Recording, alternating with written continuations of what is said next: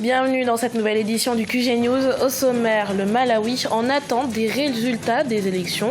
Ce mardi 21 mai, les Malawites étaient aux urnes pour choisir leur nouveau président entre 7 candidats, dont le chef de l'État sortant, Peter Mutharika. La vie s'illumine dans le village de Sikpe à Fidénion, au Togo. La localité bénéficiaire du projet Communauté de demain dispose d'une mini-centrale à énergie solaire. Et nous prendrons la direction de la Côte d'Ivoire où le 7e art est mis en avant. La première édition de la NISA, Nuit ivoirienne du 7e art et de l'audiovisuel, s'est déroulée le 17 mai, soirée faisant la promotion des protagonistes de cette industrie. Lendemain d'élection au Malawi, le mardi 21 mai, des millions d'électeurs malawites se sont rendus aux urnes pour choisir de qui, entre les 7 candidats, dont le chef de l'État sortant Peter Mutharika, son vice-président Solos Chilima et le chef de l'opposition Lazarus Chakwera sera leur prochain président. Retour sur cette journée électorale dans ce sujet de Gladys Mwamba. Journée électorale ce mardi au Malawi. Les électeurs ont dû élire ce 21 mai leur président, leurs députés et leurs conseillers municipaux. Une course serrée entre 3 candidats à la présidence qui sont le chef de l'État sortant, candidat à sa propre succession Peter Mutharika, le chef de l'opposition Lazarus Chakwera et le vice-président Solos Chilima. La campagne a été rythmée par des promesses de répression de la corruption. C'est électrique partout. Nous avons mentionné le fait que nous voulons changer le type de leadership dans ce pays afin que nous puissions tous être des serviteurs et que nous puissions unir ce pays qui a été polarisé et pour que nous puissions tous prospérer ensemble. La jeunesse a un poids électoral considérable dans ces scrutins. Les moins de 35 ans représentent plus de la moitié des 6,8 millions d'électeurs. Un électorat préoccupé par les perspectives d'emploi à cause du taux de chômage endémique, bien qu'à peu près égal à celui enregistré en Afrique subsaharienne, dépassant les 7%. Je n'ai jamais trouvé de travail. J'ai fait de mon mieux pour postuler, du gouvernement aux organisations non gouvernementales, mais rien. Au début, je pensais que c'était seulement moi, mais il y a beaucoup de jeunes qui sont dans ma situation. L'élection présidentielle se tiendra sur un seul tour et son issue reste incertaine. Mais le nouveau président, les députés et conseillers régionaux élus au scrutin de ce 21 mai devront inévitablement s'attaquer aux préoccupations majeures qui minent le développement du pays, telles que le chômage des jeunes, la lutte contre la corruption généralisée ou encore l'accès à l'électricité qui concerne pour l'instant seulement 11% de la population. Nouveau limogeage au Gabon. Le vice-président Pierre Claver Maganga Moussavou et le ministre des Forêts Guy Bertrand Mapangou ont été démis de leurs fonctions suite à un décret présidentiel. Si les raisons exactes de ces limogeages n'ont pas encore été déclarées, ils interviennent peu de temps après la disparition du port d'Owendo de 353 containers scellés par la justice et chargés de Kevazingo, un bois rare et précieux sur laquelle une enquête a été ouverte par les autorités.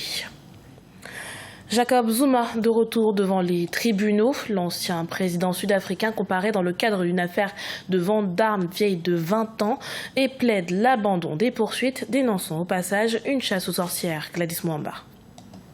Retour de l'ex-chef de l'État Jacob Zuma devant la justice sud-africaine pour des allégations de corruption. Son procès s'est ouvert ce lundi devant la haute cour de Pietermaritzburg dans le nord-est du pays et se clôturera le vendredi 24 mai. Pour la défense de Jacob Zuma, l'ancien président impopulaire est tout simplement victime d'une chasse aux sorcières à caractère politique. Tout le monde ici et même mes confrères collègues de l'autre côté veulent lyncher M. Zuma et l'enfermer dans une cellule de prison. Je suis probablement le seul dans cette salle à lui avoir posé cette question, car oui, je l'ai fait. Monsieur Zuma, êtes-vous corrompu? C'est la première question que je lui ai posée quand je l'ai rencontré.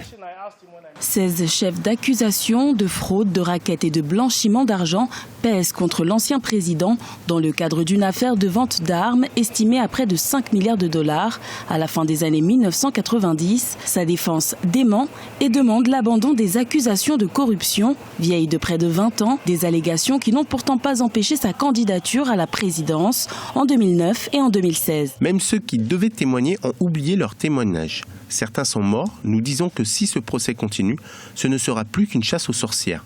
Procureurs et enquêteurs ont conspiré pour me mettre en prison et m'empêcher de devenir président.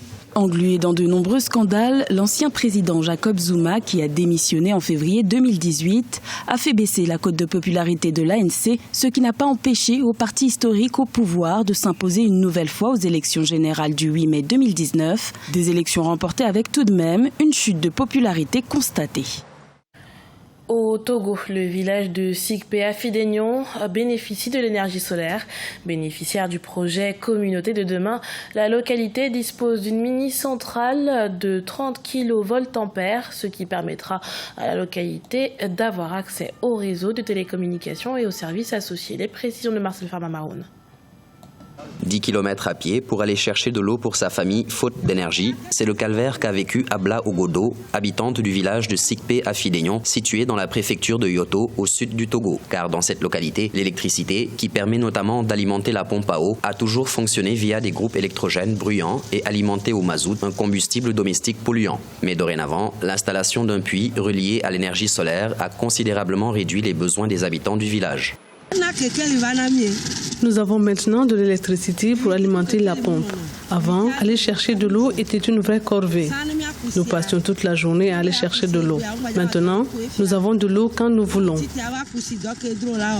La mise en œuvre de l'électricité à Sikpe Afidegnon entre dans le cadre d'un projet dénommé Communauté de demain.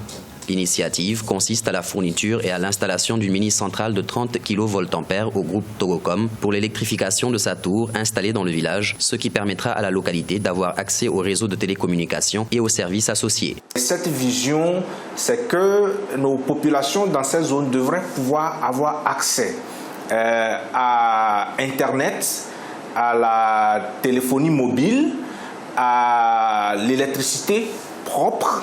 Le projet Communauté de demain facilite l'accès des populations rurales aux sources d'énergie renouvelables pour l'électrification des ménages, l'éclairage public, l'alimentation d'usages productifs ou communautaires, le tout dans le respect de l'environnement. Le projet, piloté par la société anglaise d'énergie solaire B-Box, sera étendu à 315 localités à travers toutes les régions. Le domaine portuaire sénégalais signe une belle performance économique. 6,3 milliards de francs CFA de bénéfices ont été générés par le port autonome de Dakar à l'issue de 2018. Des résultats imputés notamment aux stratégies d'exploitation du secteur portuaire. Les précisions d'Amenedji. Au cours de l'exercice 2018, le port autonome de Dakar a réalisé un bénéfice net de 6,3 milliards de francs CFA contre 1,4 milliard en 2017, soit une augmentation de 342% en un an. Un bilan qui résulte de l'engagement des portuaires et de l'orientation stratégique des administrateurs à travers le nouveau plan du port qui a consisté en une réduction des charges et en l'amélioration des recettes durant le second semestre de 2017. On a un ensemble de facteurs extrêmement favorables qui sont aujourd'hui peut-être à l'origine d'un bénéfice qui pouvait être meilleur en tout cas. Parce que s'il y a un port nouveau, modèle, avec tout l'investissement qu'on a fait, Dakar devrait être le port le plus intéressant. En effet, l'effectif du personnel, qui était de 2039 en 2017, s'est stabilisé au 31 décembre 2018 à 1878. Les charges du personnel sont ainsi passées de 70% de la valeur actualisée en 2017 à 62% en 2018. Quant au recouvrement de la même année, il s'est amélioré de plus de 11 milliards de francs CFA par rapport à 2017. Nous sommes dans un environnement concurrentiel. L'avenir maintenant du port de Dakar, ce sera forcément dans le service. Il faut qu'il y ait aussi, sur le plan en tout cas de l'offre des services annexes, comme la manutention, en plus maintenant de la rapidité du service port, suivant le délai de déchargement. Avec près de 95% du commerce extérieur et en contribuant pour plus de 90% aux recettes douanières, le port de Dakar n'avait versé aux impôts que 620 millions de francs CFA en 2015, 310 millions en 2016 et 695 millions en 2017. Et dans l'actualité culturelle, en Côte d'Ivoire se déroulait le 17 mai dernier la première édition de la Nissa, Nuit ivoirienne du 7e art et de l'audiovisuel. Une soirée de remise de prix visant à mettre en lumière les acteurs et techniciens qui font rêver le public du grand ou petit écran. Reportage de notre correspondant à Abidjan, Olivier Conan. Kadi Touré est la meilleure actrice de cinéma de Côte d'Ivoire, selon le jury de la Nissa, Nuit ivoirienne du 7e art et de l'audiovisuel. Pour Kadi Touré, actrice principale du film L'Interprète, remporter le trophée après 10 années de carrière est un encouragement qu'elle apprécie à sa juste valeur. C'est ma première fois de recevoir un prix. C'est-à-dire qu'en tant que productrice, j'ai fait des films qui ont reçu des prix, mais moi-même personnellement, c'est la première fois que mon travail est récompensé en tant qu'individu. Et ça me fait vraiment, vraiment plaisir. Pour moi, le cinéma, c'est le miroir de la réalité. C'est-à-dire on véhicule tout ce qui se passe dans la réalité. C'est un miroir qui est intemporel. Et on y croit. Et Dieu merci, ce genre d'événement vient en fait nous encourager encore, nous reconforter dans le fait qu'on a bien choisi. Pour la promotrice de la Nuit ivoirienne du 7e art et de l'audiovisuel, cet événement vise à reconnaître le talent de tous les acteurs, réalisateurs, scénaristes et techniciens dont le travail permet de faire rêver le public. Le cinéma est en expansion, il est vraiment en pleine évolution, le cinéma, l'audiovisuel, et on espère que ce genre d'événement va permettre aux professionnels de rechercher plus d'excellence, de rechercher à respecter les standards internationaux et de rechercher à briller plus à travers le cinéma et toutes les productions audiovisuelles. Au niveau de la réalisation, Alex Ogou a été doublement distingué. Il a remporté le prix de la meilleure série télé et la Nissa d'Or grâce à la série à succès Invisible, retraçant la vie des enfants en conflit avec la loi. Ce journal a été préparé par l'ensemble de la rédaction. Merci pour votre fidélité. Retrouvez dans un instant une nouvelle édition de l'actualité sur Africa 24.